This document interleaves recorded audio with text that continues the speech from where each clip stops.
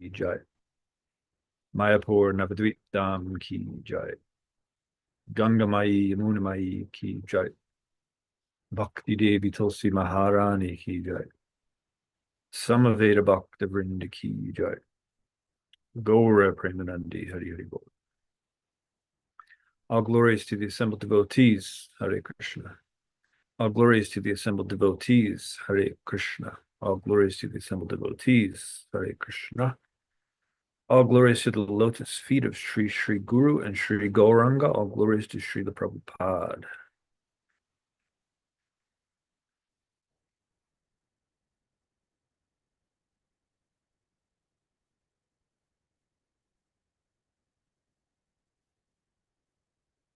Om Namo Bhagavate Vasudevaya.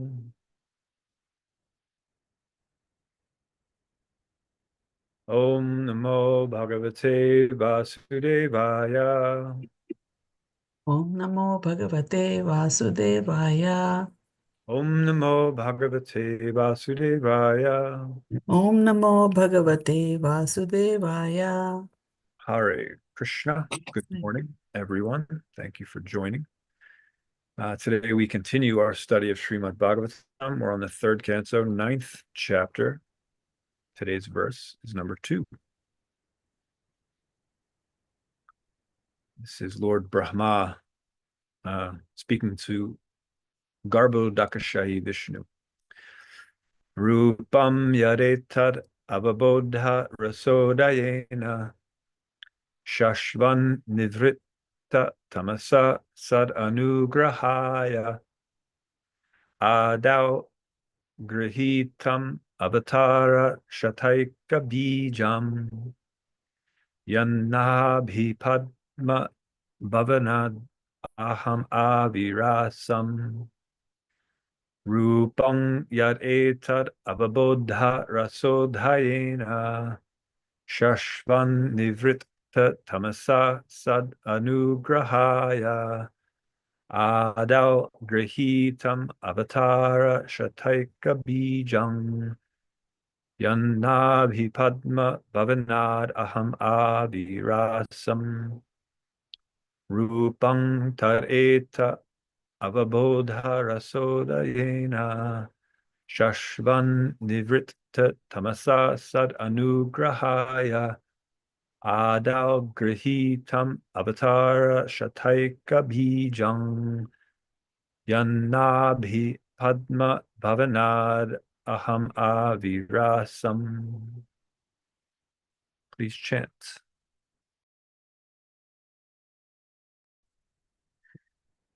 Rupam yadetadavabodharasodayena Shashvan Nivritta Tamasa Sadanugrahaya Adau Grihitam Avatara Shataika Bijam Yannabhipadma Bhavanad Ahamavirasam.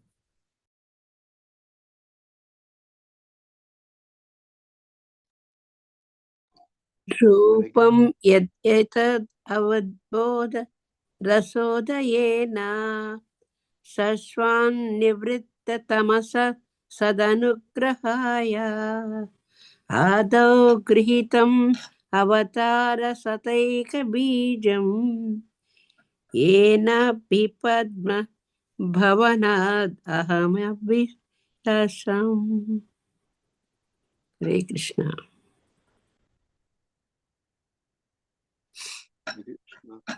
रूपम यद यदत् अबोधा अवबोध रसोदयेन शश्वन् निभृता तमसा सद् अनुग्रहाय आदौ गृहीतम् अवतार शतैक बीजम् यन्नाभिपद्मा भवनाद् अहम् अभिलाषम्. हरे कृष्ण. रूपं यदेतदवबोधरसोदयेन शाश्वन्निवृत्ततमसा सदनुग्रहाय आदौ गृहीतमवतारसतैकबीजं यन्नाभिपद्मभवनादहमाविराशम्.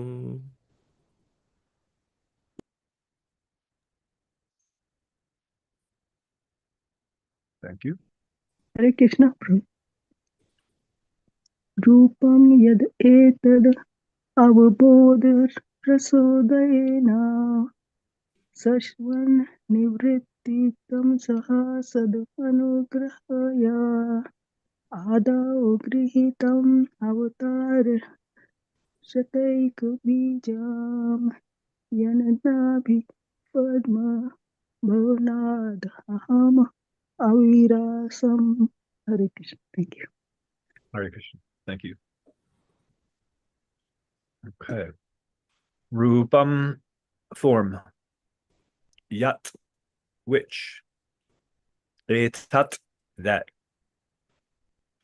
Avabodha rasa, your internal potency. Udayena, with the manifestation. Shashvat, forever. Nivritta, freed from. Tamasaha, material contamination. Sat anugrahaya, for the sake of the devotees. Adao, original in the creative energy of matter. Grihitam, accepted. Avatara, of incarnations. Shata ekam bijam, the root cause of hundreds. Yat, that which. Nabhipadma, the navel lotus flower. Bhavanat, from the home. Aham, myself. Avirasam, generated. Translation by Abhayacharya Narvinda Bhaktivedanta Swami Prabhupada. The form which I see is eternally freed from material contamination and has advented to show mercy to the devotees as a manifestation of internal potency. This incarnation is the origin of many other incarnations, and I am born from the lotus flower grown from your navel home. Purport. The three deities, Brahma, Vishnu, and Maheshvara, Shiva, the executive heads of the three modes of material nature, passion, goodness, and ignorance, are all generated from Garbhodakashayi Vishnu, who is described herein by Brahma. From the Kshirodakashayi Vishnu, many Vishnu incarnations expand at different ages in the duration of the cosmic manifestation. They are expanded only for the transcendental happiness of the pure devotees. The incarnations of Vishnu, who appear at different ages and times, are never to be compared to the conditioned souls. The Vishnu Tattvas are not to be compared to deities like Brahma and Shiva, nor are they on the same level. Anyone who compares them is called a Pashandi, or infidel.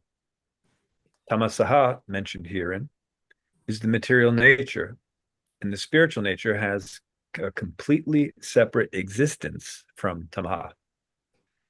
Therefore, spiritual nature is called avabodharas, or avarodharas. Avarodha means that which completely nullifies. In the transcendence, there is no chance of material contact by any means. Brahma is the first living being, and therefore he mentions his birth from the lotus flower generated from the abdomen of Garbhodakashayi Vishnu. Translation again.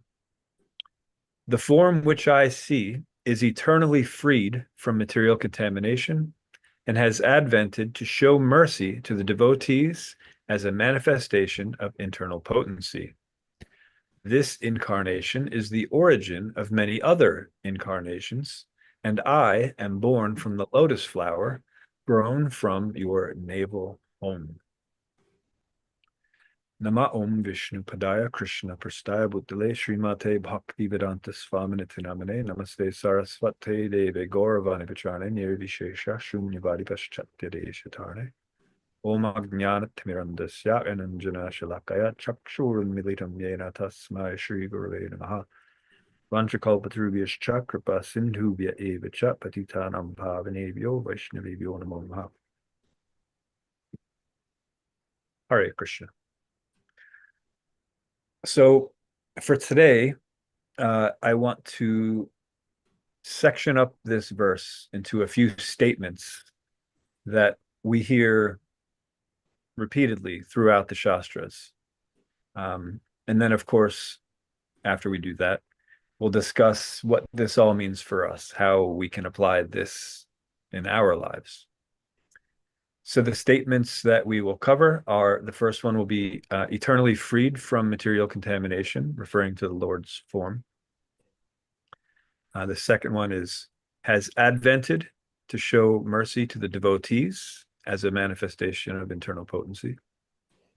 And then the third one will be the origin of many other incarnations. And then after we go through those three, we'll quote a few some verses throughout the other Shastras that are mentioning these aspects of Krishna. And then after, we'll discuss how we can meditate on this verse to enhance our devotional practice. So the first one, eternally freed from material contamination. Of course, there are so many verses that describe Krishna as always transcendental from the material nature. So I picked one from Bhagavad Gita, chapter 7, verse 12, where he says that know that all states of being, be they of goodness, passion, or ignorance, are manifested by my energy. I am, in one sense, everything, but I am independent. I am not under the modes of material nature, for they, on the contrary, are within me. So this is Krishna himself describing his eternal nature, how although the material nature comes from him, and although he even sometimes will appear to enter into that material nature, he's never affected by it because the whole thing is coming from him. So I want to read part of Srila Prabhupada's purport to that verse, Bhagavad Gita 7:12. Srila Prabhupada writes, all material activities in the world are being conducted under the three modes of material nature.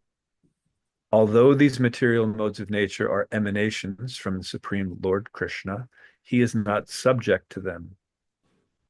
All the modes of nature, goodness, passion, and ignorance, are emanations from the Supreme Lord Krishna, but Krishna is not subject to material nature. Therefore, he is nirguna, which means that these gunas or modes, although issuing from him, do not affect him. That is one of the special characteristics of Bhagavan, or the Supreme Personality of Godhead. All right, so this verse shows how the Lord's form is eternally pure, free from material contamination, not subject to the modes. So this concept, though, of being freed from material contamination, it doesn't exclusively belong to the Supreme Lord, being freed from material contamination, right? The jivas can also be freed from material contamination. And some of them, in fact, are eternally free from material contamination, like the Supreme Lord, if they never misuse their free will, right? But all of the jivas have the potential by nature to become materially contaminated. It doesn't mean that they will. It just means that there is the potential, if we misuse our free will, that we will become materially contaminated. Krishna, on the other hand, does not have that potential by nature. So although we, by our nature, have the potential to become materially contamination, the Supreme Lord does not. So he doesn't have this propensity because he's the source of it all. It's all within him, right? So he's not affected by it, even though he sometimes enters into it. So if one does a search for the term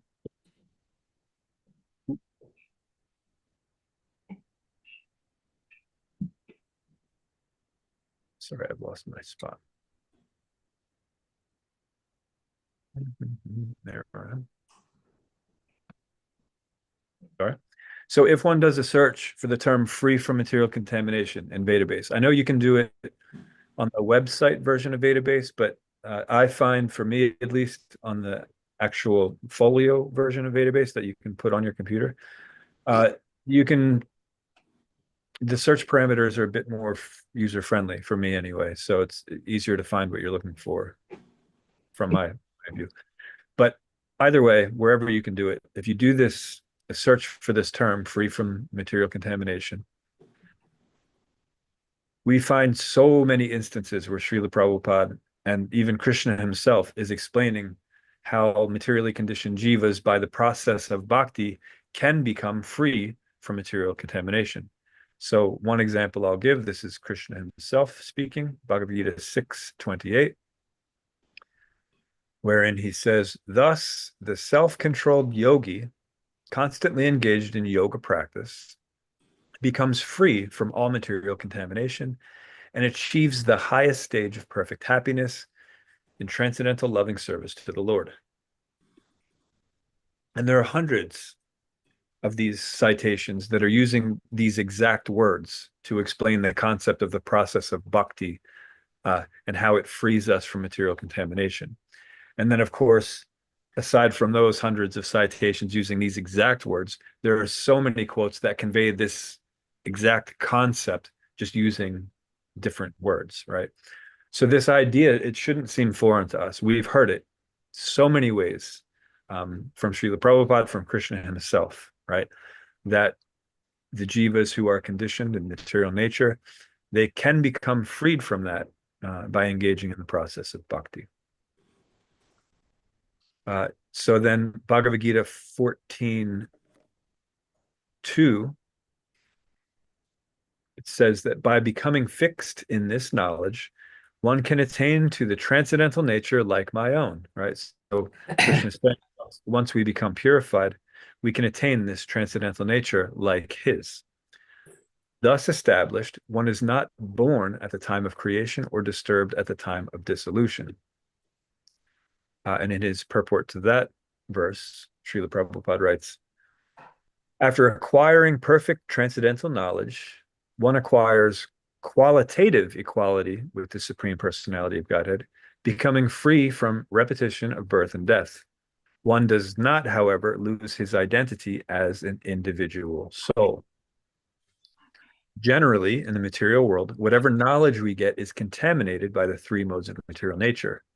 Knowledge which is not contaminated by the three modes of nature is called transcendental knowledge.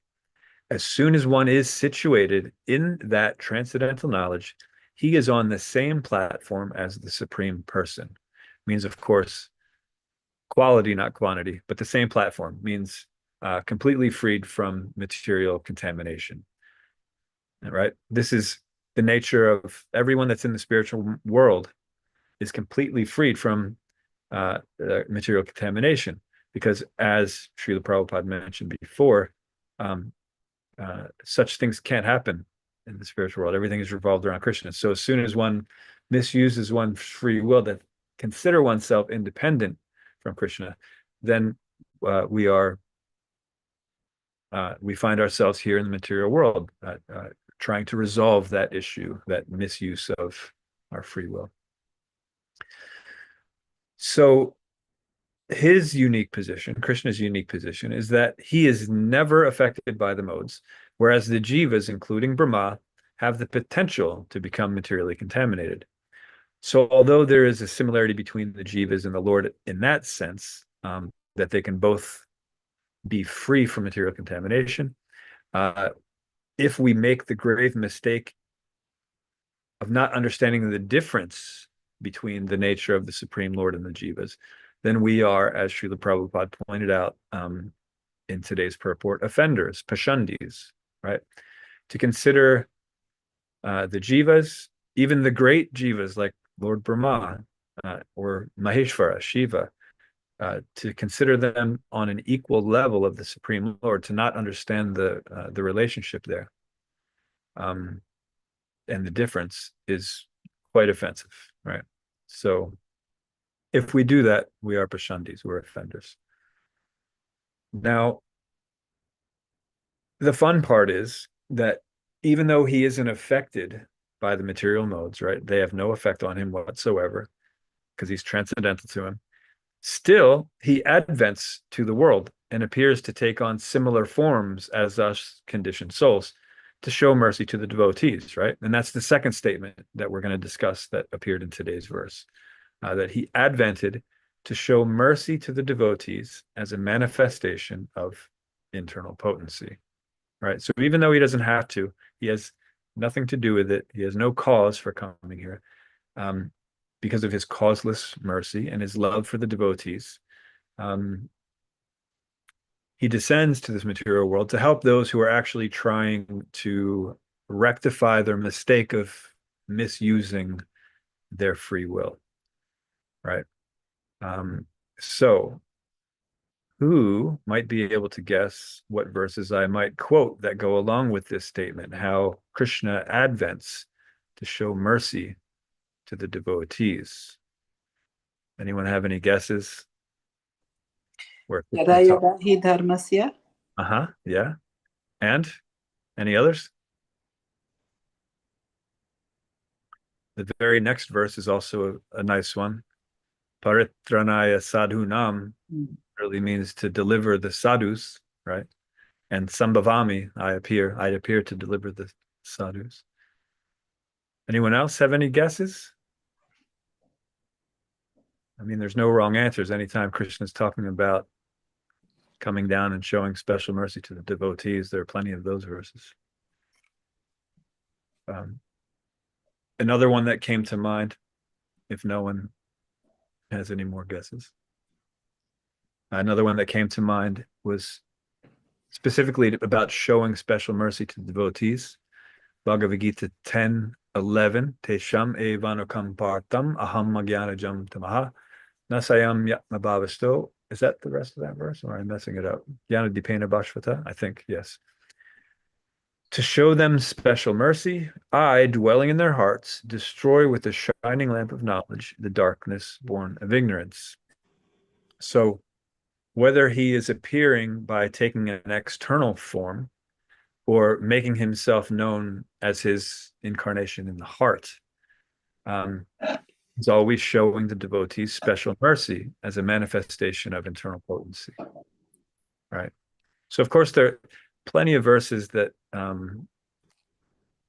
support all three of these statements. So many, we can do this all day, but I'll try to keep this a bit brief. Okay, then the third point that I wanted that's mentioned in this verse, the origin of many other incarnations.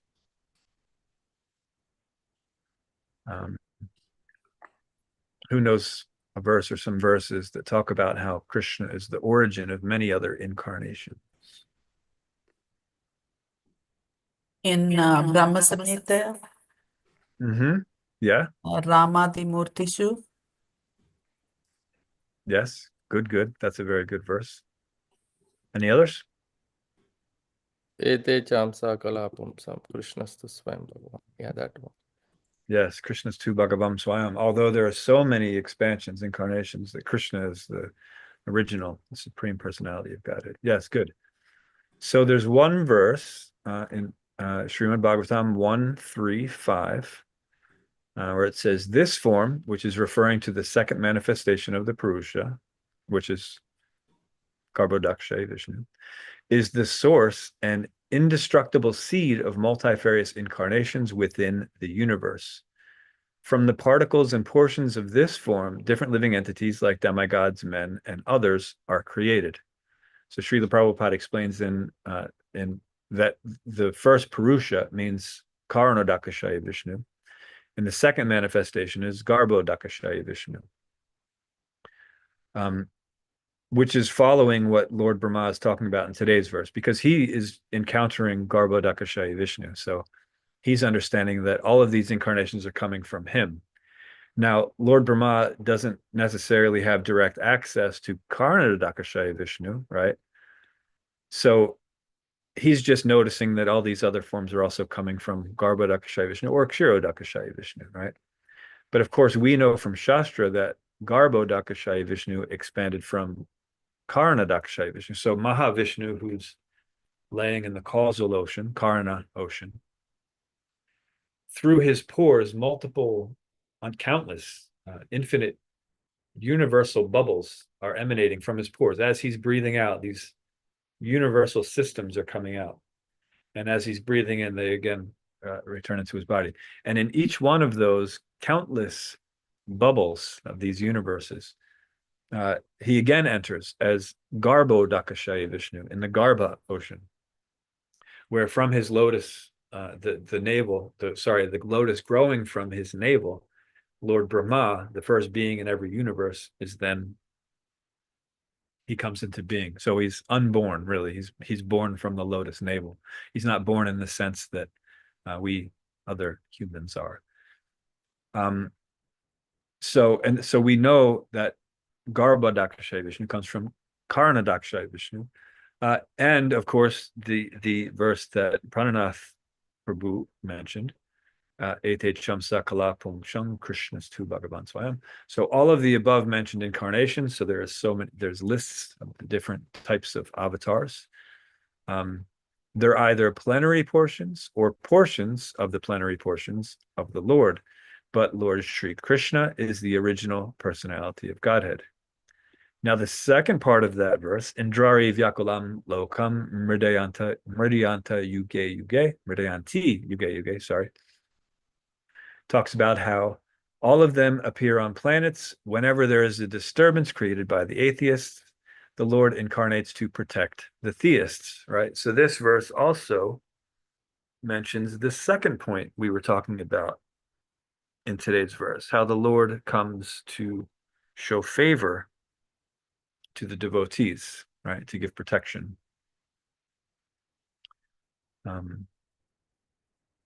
So this verse, it not only confirms that any other incarnations originate from him, but that he also advents to show mercy to the devotees, right? So now we'll get to what this means for us.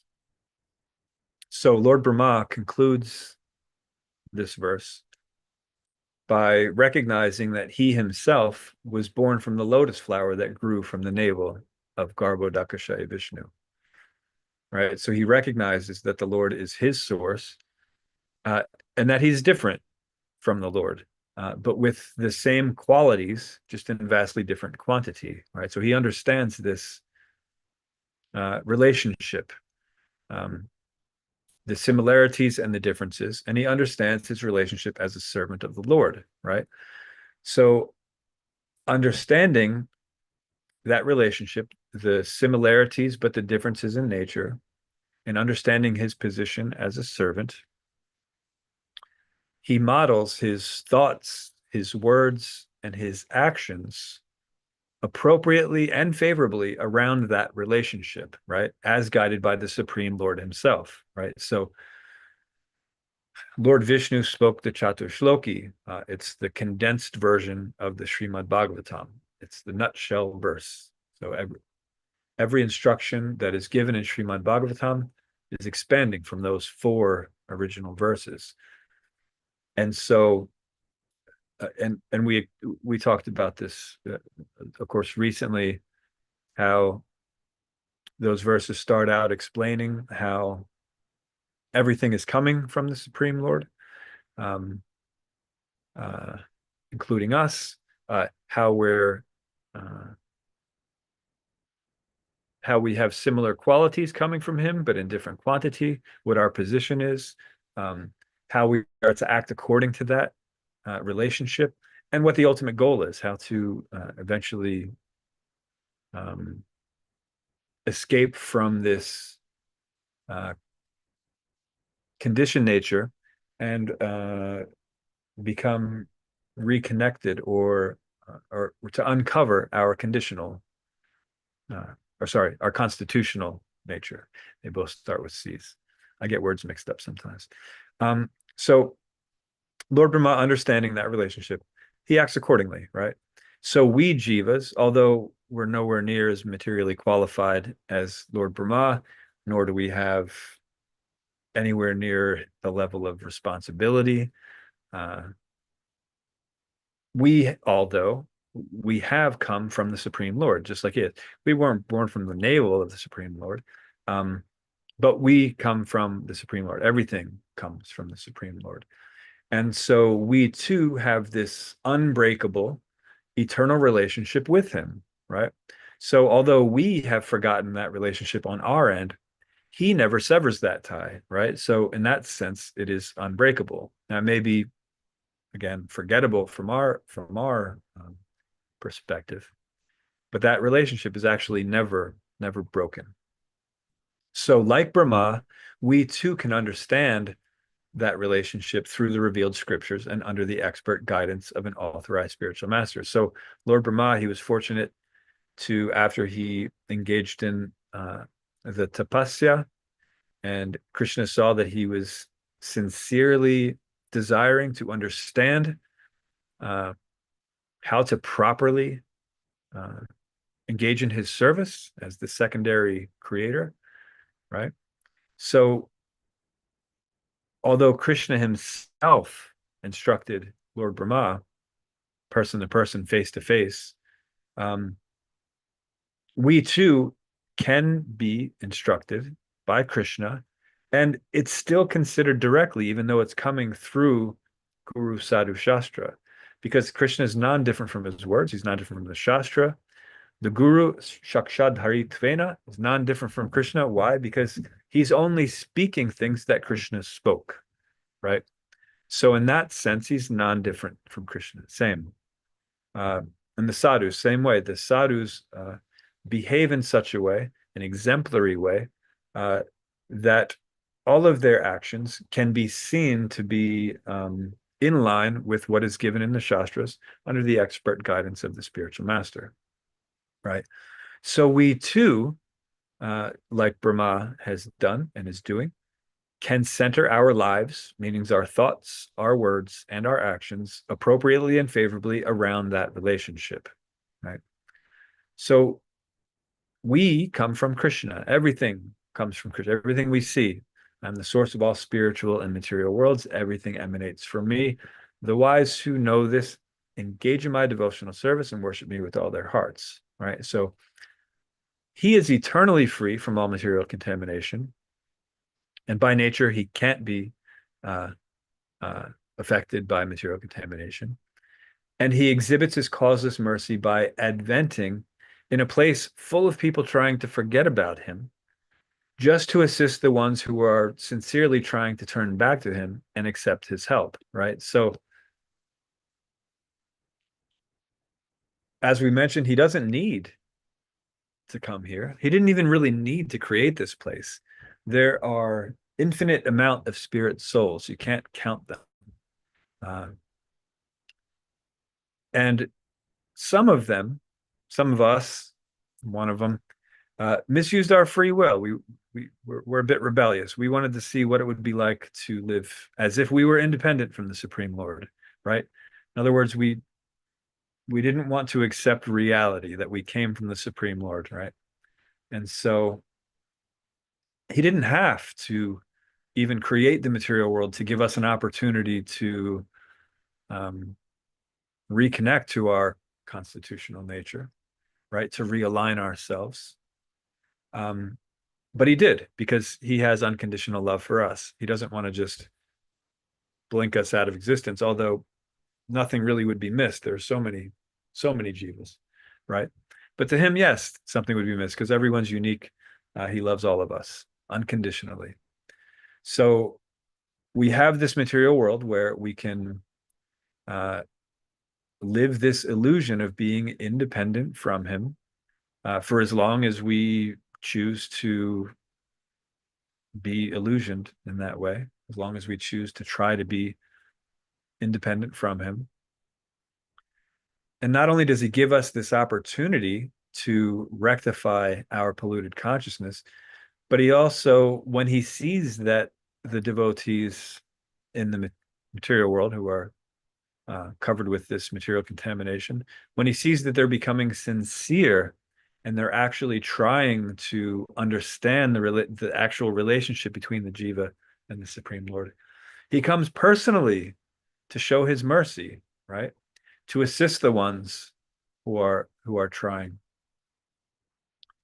And as we mentioned before, if he's not coming as one of these scheduled incarnations that we read about, he's always there in the heart. So anyone that becomes sincere at any point in time in any universe is able to get guidance by the mercy of the Supreme Lord to help us turn back to him. So this is his mercy, his causeless mercy. Creating a place that doesn't even need to be created, just to give the rebellious jivas an opportunity to turn back to him, and then entering into that place, even though it's a completely different nature than the spiritual world, right? He'll do it, no problem.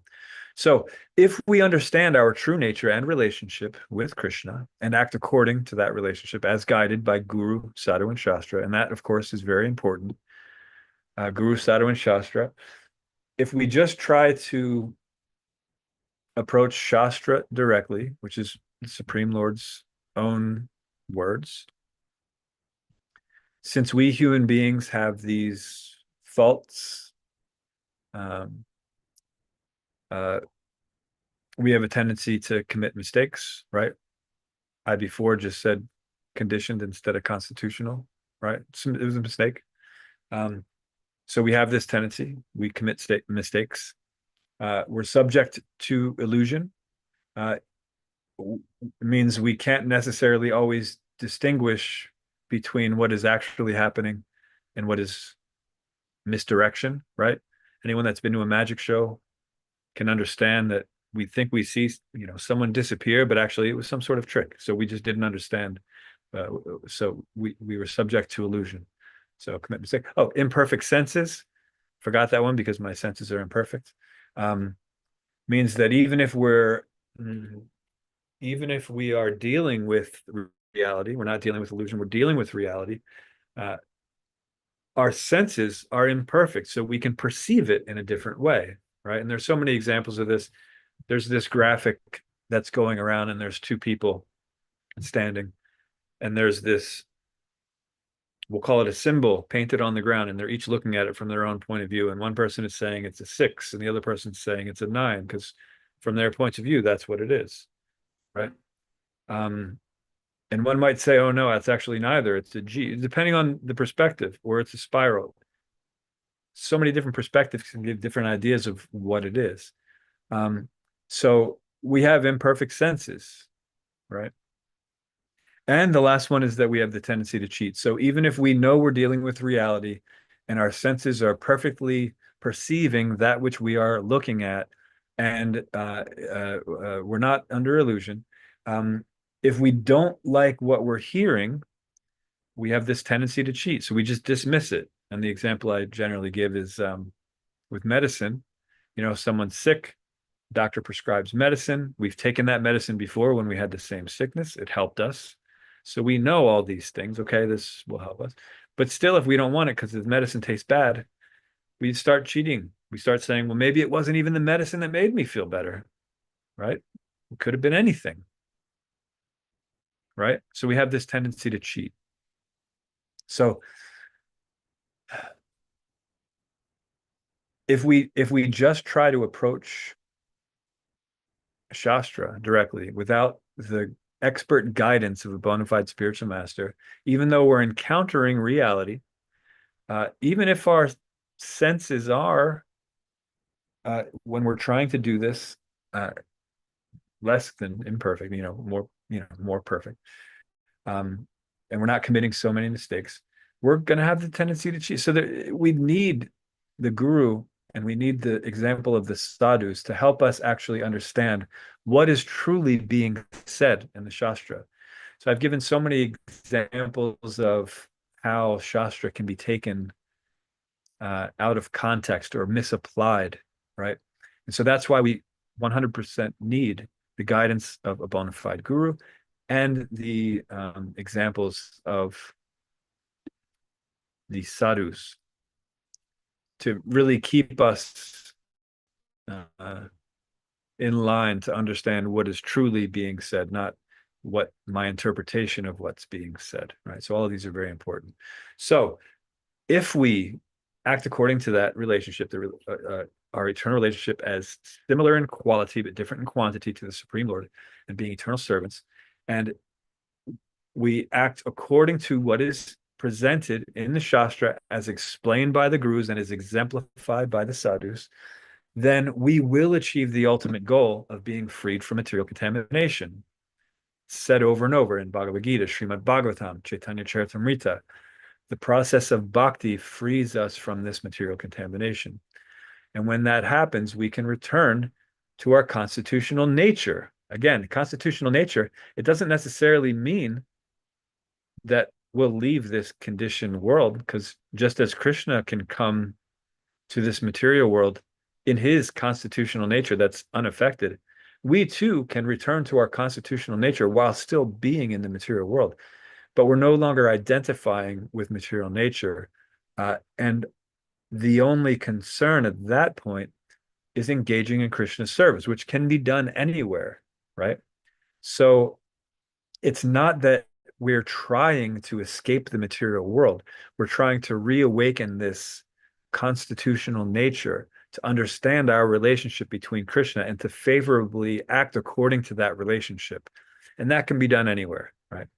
So the idea is that's what the goal is, to engage in Krishna's service favorably, uninterrupted, unmotivated, no tinge of any sort of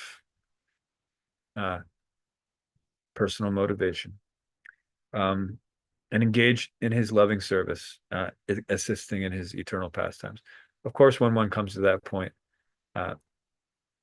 unless Krishna wants us to remain in the material world for preaching purposes, he brings us back to the spiritual world. But again, it doesn't matter, because the spiritual world is a matter of consciousness. So one can be in this material realm and be completely spiritually conscious. So it's non-different than the spiritual world. If one's consciousness is pure and one is engaging in Krishna's service, one is on the spiritual platform, right?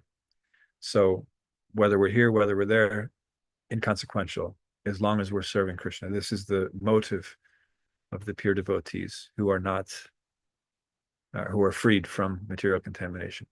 So let's stop here and see if there are questions or comments or discussions. This, of course, is my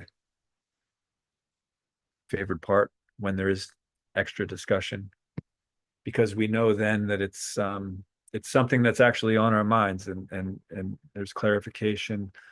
And sometimes we just have someone who has a bit of insight on a particular subject matter, and they can share that with us. So this is always my favorite part here. So are there any questions or comments or additions?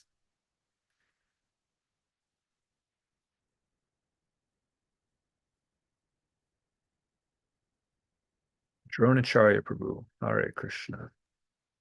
Hare Krishna Chandra Prabhu. Thank you for a wonderful class. So a question comes up, quite frequently when we talk about this idea that of the material world, and how this material world is really it's created by Krishna, so that we could execute our independence. Right. So the question then comes up about, why does it have to be so hard? And why in it, not so much in the sense of like, okay, there's the laws of nature, there's the rules of karma, but at the point when a person becomes frustrated, says, okay, I want to make amends, I want to reestablish my relationship with Krishna. I mean, Krishna says he's the swift deliverer of it, but sometimes it may not always feel that way. And of course, that's also us trying to play the role of the controller as well, trying to control. But the question does come up frequently is why doesn't, at that moment, why doesn't Krishna just bring us back? That's a very important question. Glad you asked it. And it's all on us. So why is it so hard? It's more, the question really is, why do we make it so hard? Because although there are points in our lives where we theoretically understand that, yeah, this material world, it's not a place for us. We're eternal beings. And I know I'm a servant of Krishna, so therefore I just want to serve him, right? So we have these moments. We've all had these moments. I'm wondering, all right, Krishna, are you going to pull me up or not? But really, it's as long as we're behaving in a way where we're still trying to control and enjoy, we actually don't want to serve Krishna completely, right? So we don't go to the spiritual world. So we have this opportunity here to show that this actually, that we understand it, not just that we accept it in theory and then we want to give something up. The way that relationships work, that love works, is it's not that you don't want to get into a deep relationship with someone that just understands that there's no better option, right? You want to start a relationship with someone that actually appreciates completely the relationship, right? So we're here in this material world, it's absolutely miserable, and we know that it's not the place for us, and we know that, you know, Krishna is the best option, but that's not a good start necessarily of a relationship, right? That's like a forced thing. So when we actually truly understand him, right? Understand what his nature is, how he goes out of his way to serve the countless people who have turned away from him, right? When we see that level of love and we start just understanding, appreciating, and uncover, because that kind of love is also within us, but we have to uncover it, right? And so until we're able to uncover it and stop being so attached and attracted to the things that we're seeing as separate from him, until we're understanding how everything is part of him and we start using it accordingly, then we don't deserve to go back to the spiritual world because we don't have spiritual consciousness. And so why is it so hard is because we're trying to grab onto Krishna while firmly keeping our tight grip on what we think is ours, what we're identifying with. That's why it's so hard. The firm grip on Krishna, that's a great part. But if we're still gripping on the material nature, that's what's making it hard, right? This indecisiveness, this half, it's not even half-heartedness, this minuscule fraction of a, portion hearted of, yeah, okay, no, I want Krishna. But no, our actions are showing that that's not actually what we want quite yet. So Krishna allows us to go through this purificatory process at whatever rate we want. It can be swift. That's the thing. If we truly surrender to Krishna and we truly know him, understand what that relationship is, and actually act according to that relationship, then it is quite a swift delivery. But we have all these attachments, right? And he's given us the way to relinquish those attachments. We just have to follow the process. So if we show that we're actually willing to go through the process and give up these things that we were previously attached to, then we are showing that, yeah, we're making some progress. And when there's no longer a tinge of that, because it's said that there can't be a tinge of that in the spiritual world. The spiritual world's perfect. Everyone is engaged in Krishna service at all times. No one has this idea that they're independent from Krishna in any way whatsoever, right? So as long as we have that, we're here in this material world. So why is it so hard? It's because we're making it hard. We can make it very easy if we really apply ourselves. If we think about how much time and energy we put into making our mortgage payment or saving up for that vacation that our family wants, or, you know, all these things, the sacrifices that we make to make those things happen, if we put in the effort to understand Krishna, to study Shastra, to really scrutinize what the Shastra is saying and how we can apply it into our lives, to take the orders of the spiritual master as one's life and soul, not just as advice or guidance, as actually our life and soul, as Srila Prabhupada did, as Srila Vishwanath Chakrabarti Thakur uh, mentioned that we have to do. When we really take these things seriously and are willing to put so much time, effort, energy into cultivating our Krishna consciousness, right? That's when it becomes much swifter, right? So why is it so hard? Well, because we make it so hard. And it's hard for us to come to terms with that because we, especially in the age of Kali, we don't like to take blame for anything. We're always pointing the finger, tendency to cheat, right? Something happens bad in our life. Well, it can't be because of something I did. Must have been someone else, right? And we always want to blame the, what are they called? The deliverers of our karma, right? We know we deserve something, but we want to blame the person that's delivering that karma. Thinking, see, you're causing me problems. It's clear. And if you take a snapshot of what's going on there, yes, that person's causing you problems. But they're not problems that you know, didn't put on yourself, right? It may look like it's coming from that, but it's really coming from something that happened long before that, or maybe even not so long before that in some cases. So when we give up this victim mentality, right, we have a tendency to think that there was nothing that we did wrong to end up in this material world, and so therefore there's nothing that I need to do to get out of it, right? It should be as simple as me accepting the Lord and Savior and him just pulling me up swiftly, right? We think like that. But we have to show that, no, this is actually what we want. We don't deserve it. We don't deserve to go to the spiritual world right now. It's as simple as that. And as long as we have this conditioning, as long as we're misusing our free will, we don't deserve to go back, right? But as soon as we, through the process of bhakti, as soon as we become purified of those tendencies, then yes, very swiftly. Again, we don't even need to go, because the spiritual world it's a consciousness, right? One can still remain here in the material realm, and one's actually situated in the spiritual world. So it becomes swift.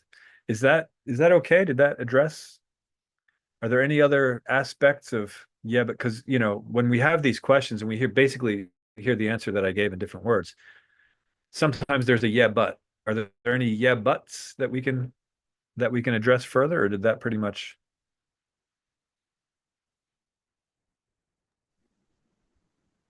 Not for me. I thought that was pretty clear. It's just a hard pill that I think we have to swallow.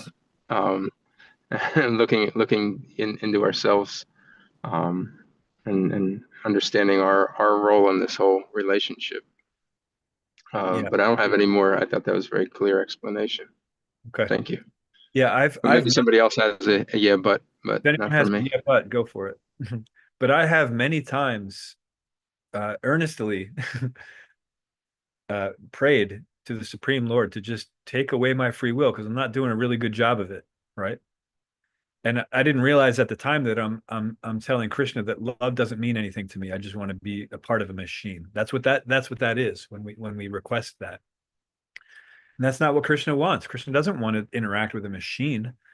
He wants to interact with a person, right? He is a person. We are people. We are individuals. Can't take that away. And we shouldn't ask for that to be taken away because it's a very beautiful thing.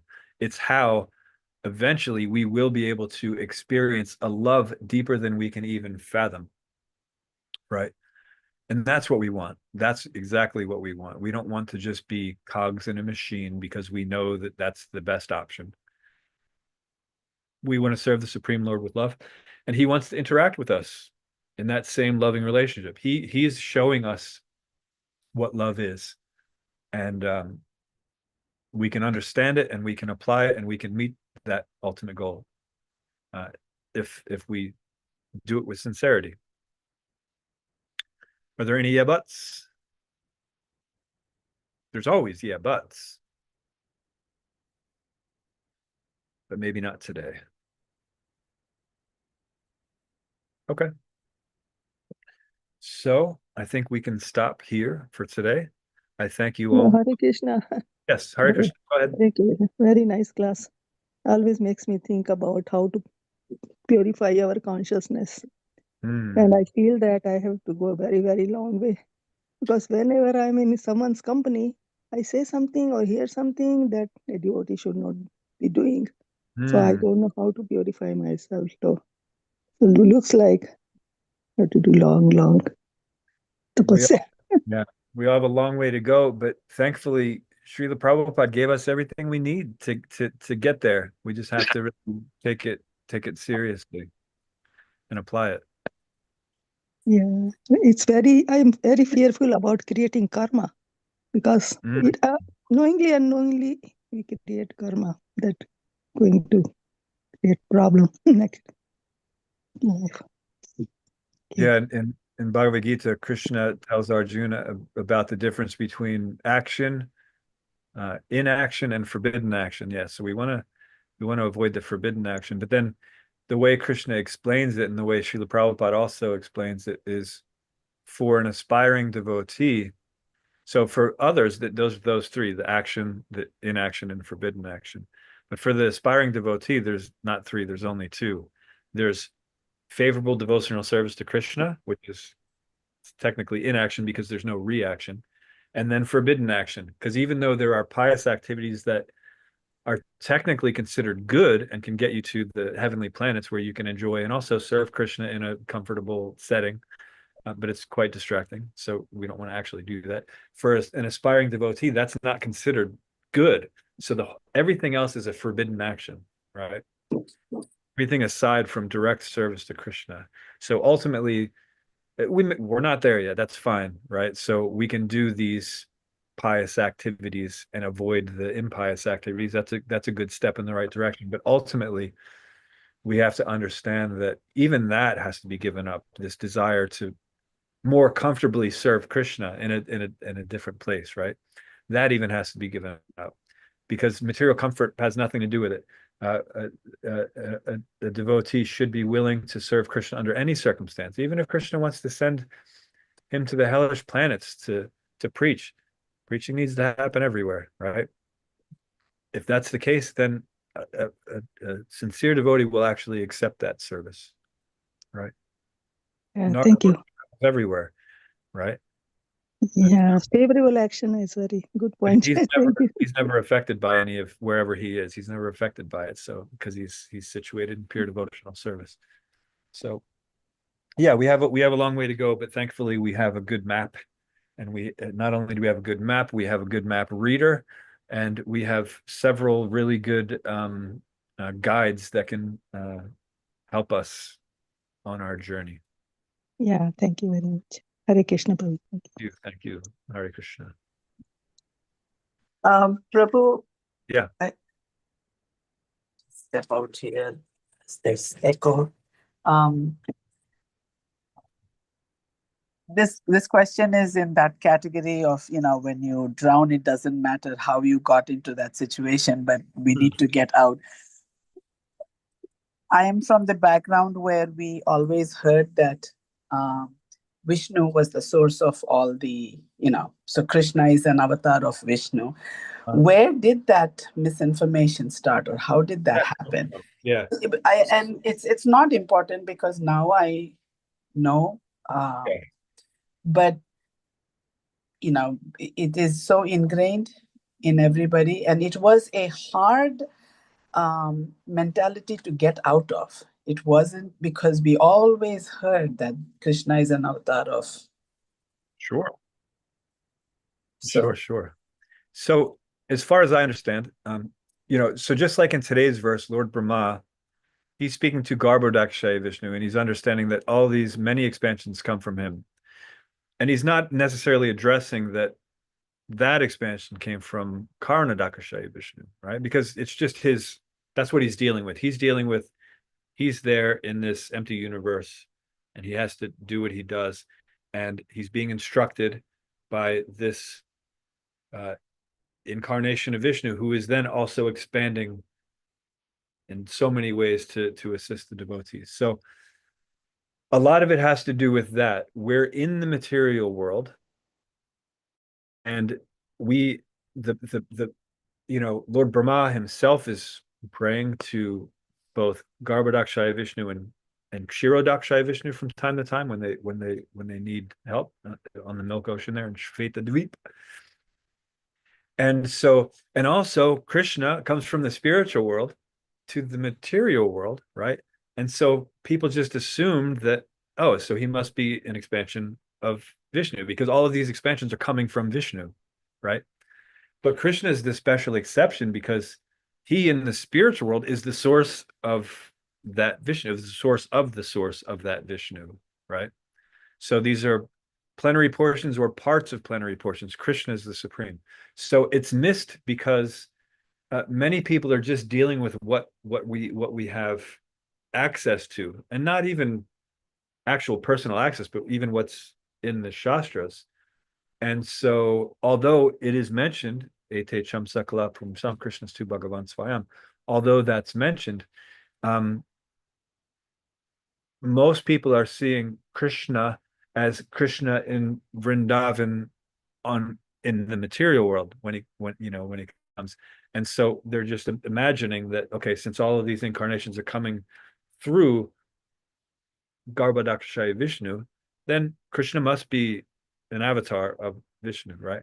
And so it's easy to see how that could have been a misconception, and how it lasted so long could be because, and again, this is conjecture, this part, but it's based on Shastra, so it's not mental speculation, it's philosophical speculation. So sometimes we can, when we don't have all of the information, we can use the Shastra to try to figure out how that information got there. It's not completely reliable, but it's more reliable than mental speculation because it's relying on Shastra. So the Shastra does say that as long as we are not sincerely trying to find Krishna, then we're not going to find him. We're going to get a unique mix of what we're looking for. So if we want a little bit of spirituality, but with a whole lot of material motivation, we're going to encounter these different cheating religions, right? And there's so many of them.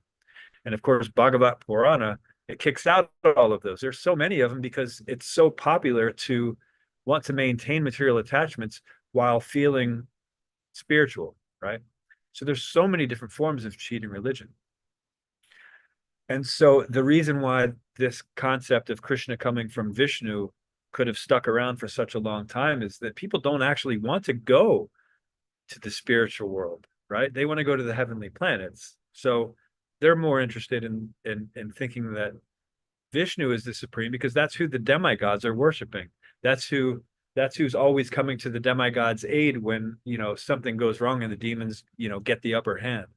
And so it wouldn't surprise me if that is the reason. I don't know 100% if that is the reason or if that's just one of the contributing factors, but it makes sense that that misconception would stick around for that long because of that reason, right? Hopefully that was a satisfactory answer.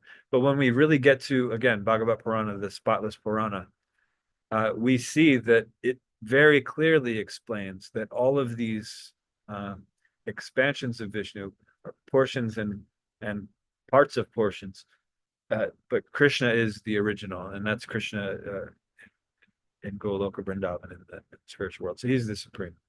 So we have the unique privilege of understanding that information because one can go to Vaikuntha and that's it. That's liberation. You're quite happy. You're serving God, but it's a mood of awe and reverence, right? But there are deeper moods, and if we qualify for those deeper moods, if we have that tendency, that nature, in our original nature, then we can engage in much sweeter service to the Supreme Lord. And he appreciates that because he likes to have these sweet, relishable pastimes, not just that everyone's bowing and serving. That's okay if that's what the mood is. But he also has this sweeter mood. So we have the unique privilege of understanding that. Whereas, people that would just sort of identify as Hindus, they're more interested in, living a pious life, doing the right thing, serving the Lord with awe and reverence. But when we actually want to start getting into those sweeter relationships, then even with Vishnu, there are some sweet relationships, but we get to really sweet stuff, then that's Krishna. So it becomes obvious that Krishna is the supreme because all of those relationships are present within him completely. Did that work for you, Mother Subharati? Yes, it did. I think the only thing that I wondered about is if people don't even know how are they to, like if you don't know what the problem is or what the truth is, Yeah. what makes us It means look for we're not that? ready to know. We don't have the sincerity. We don't have the qualification to know. So when we do become sincere, Krishna says he sends his representative. And if there's no, there's always a representative available, but sometimes he'll just appear in the heart and motivate one to find that representative. Right. So it just means that they're not ready to know. We weren't ready to know for such a long time. Right. Yes. And then once we became sincere, then that becomes revealed. So all of this is revealed. So it's just a matter of sincerity and what we're actually ready and willing to accept, which is why, back to Dronacharya Prabhu's question, it's so difficult because we're very much attached to our ideas. Even if it's the idea that no, Krishna came from Vishnu, so he's actually even in Vaikuntha. So when you read about Gop Kumar and traveling through all of the material realms, and then even to Maheshvara's realm, and then to Vaikuntha. So the Vaikuntha Vasis, they understand that there's Krishna and that he's a cowherd boy, but they think to them, the Vaikuntha Vasis, that's just a little bit of playtime. But now let's get back to the seriousness of it all, right? That's their relationship. So they know of Krishna. It's not that they don't know, but they just see it. They just see him like that. So it's not necessary. It's not going to keep you from becoming liberated if you're actually dedicated to Lord Vishnu, and that's your mood, all in reverence. Yeah, you're going to go back to Vaikuntha. That's fine, right? But for many people that make those statements here in the material world, it's actually, it can be an offense. But either way, when we're ready to understand it, then it becomes revealed to us. So we don't really have to worry about it, right? We can get worried about it and try to, spread the truth. But if people aren't ready for the truth, they're not going to, it doesn't matter what you're quoting, they're not going to understand it. But we can help people to become more sincere through, we have different means: chanting the holy name, honoring prasadam, engaging in the Lord's service, whether they know it or not, right? Agyata Sukriti. We have various ways that helped us and can help others to become qualified to understand that, right? And so we just do our part. We do our best to understand the Shastra and to relay it to anyone that is interested, and sometimes even if they're not interested, if we can. But yeah, all of these things clear up as we become more and more sincere. Chanting japa, the Cheto Darpana Marjanam, we start seeing reality. The illusion starts going away. We start seeing things as they are. And so when we see things as they are, it's so much easier to make the right decision, right? But that's our issue. We don't want to see things as they are right now. We want to see them our way. Just do it my way, right? If everybody saw the world the way I see it, it would be such a better place. We have this idea, right, that we can solve all the problems. And that is the problem, because we're seeing the world only through our eyes. So if we start seeing the world through the eyes of Shastra, chanting, getting that clarity, verifying with Shastra what we're seeing, so we know what is reality from illusion, because that's the goal of Srimad Bhagavatam, to help those understand the difference between reality and illusion. And if we're able to do that sincerely, then again, as we were talking about with Dronacharya Prabhu, the process becomes quite swift. It can be. But we have to be sincere. We have to put in the effort. We have to show that we're not just theoretically understanding that this is the best option. We have to show that, no, we appreciate Krishna's love to the extent that we're no longer trying to mold the world in a way that we want. We're not trying to control. We're not trying to enjoy. We're just trying to live the life that God wants us to. So when we show that we can do that, then it becomes a much easier process. And that's what the process does for us. It helps us get to that point. Right. Is there anything else? I feel like I might have gone on a tangent there, so I apologize. No, you did, Prabhu. Thank you very much. Thank you. You're very kind. Thank you. Okay, so we'll stop here. I thank you all again for joining. It's always a huge encouragement to me to see so many people tuning in. And this has been going on for so many years now, and it always softens my heart, and I wish I could come every day.